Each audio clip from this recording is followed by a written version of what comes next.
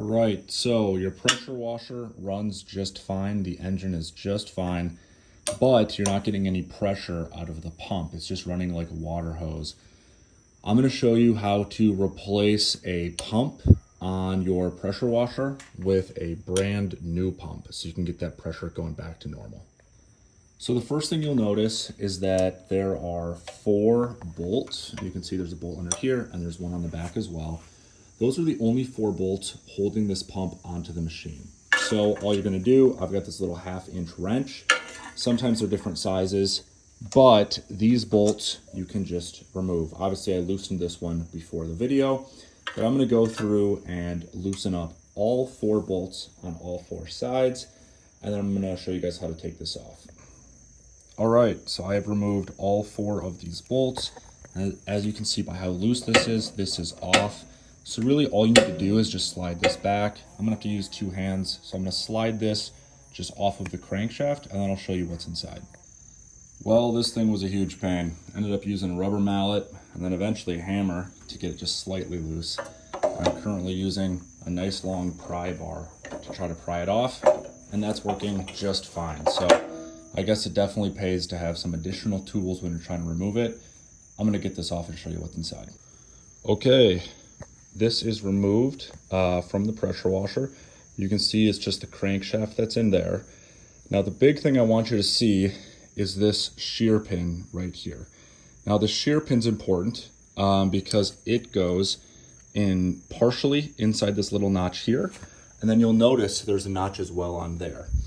This shear pin is a crucial part of your pump that connects the crankshaft on the engine to be able to move this little portion right here that actually is going to help generate power for the pump.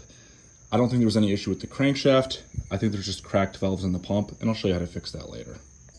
One thing I did, just keep a small space there while you try to put in like these new bolts, and just put them in halfway, sort of hand tight.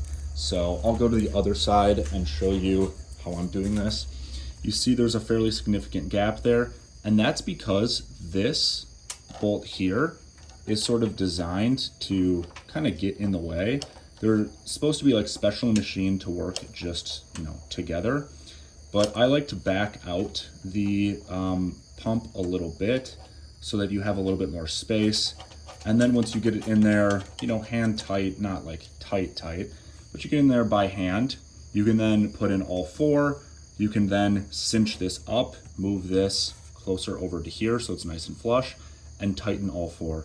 I'm also using the old bolts because I do prefer bolts as opposed to these, which require an Allen key or an Allen wrench. And I just don't like how little space you have in that little gap to fit in anything that's gonna work for this and these rounded bolts. These are common, so definitely hold on to the old ones because they're gonna fit, they always work. And all you have to do, if they're a little long, is just back it up a bit. Okay, all 4 bolts are on. As you can see, I can't really fit that in nicely, but that's no concern because I can just tighten it like this. And it takes a while. It would obviously be nice with a socket set to get that figured out, but just these little hand wrenches, it's gonna take you 5 minutes instead of 30 seconds, but you're gonna end up getting it on. So, as promised, I'm not gonna bore you. I'm gonna install these and then let's get this thing running and make sure she works. All right, so everything is attached. Bolts are nice and tight. We've attached the pressure hose and the garden hose. Just make sure to run water through the pump. Well, it looks like we got water running right now. We're very interested to see, did we waste our time? Did we waste our money? Or is this gonna actually work? And looks like the dog is pretty curious to know as well. So, I just had this running, but I'm still gonna choke it, I think. We'll see, maybe we don't need to.